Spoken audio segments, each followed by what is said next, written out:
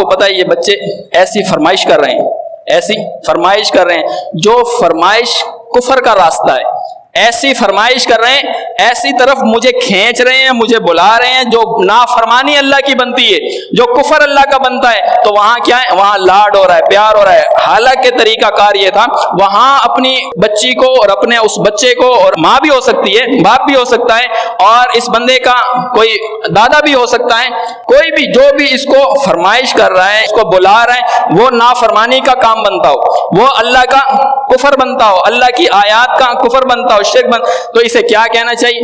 اسے وہی کہنا چاہیے جو آل فرعون میں سے ایک بندہ، فرعون کے خاندان میں سے بندہ ایمان لے کر آیا تھا، اس نے اپنی قوم کو کہا تھا وَيَا قَوْمِ مَا لِي أَدْعُوكُمْ إِلَى النَّجَاةِ، تمہیں کیا ہو گیا؟ کیا ہو گیا تمہیں؟ دعویٰ تمہارا توحید کا ہے، تمہارے فطرانے میں دیتا ہوں، تمہارے تو میں فطرانے جمع کراتا ہوں، تمہاری طرف سے تو میں صدقہ خیرات کر رہا ہوتا ہوں، تمہارا تو نام میں تم مجھے بلا رہے ہو کفر کی طرف۔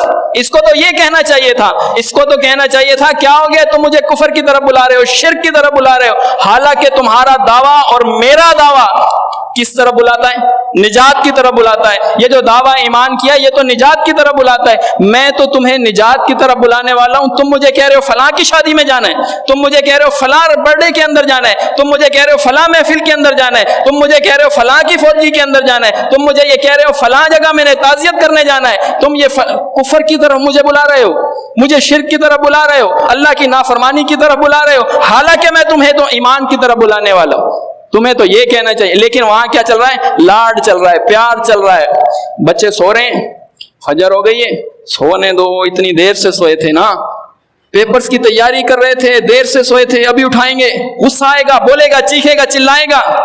یہ نہیں ہو رہا ہے نا؟ خطا ہے تو ماننی چاہیے نا، غلطی ہے تو ماننی چاہیے۔ فرمایا یہ 7 سال کا ہو جائے، اس کو نماز کا بولو، اس کو سکھاؤ، اس کو ترغیب دلاؤ۔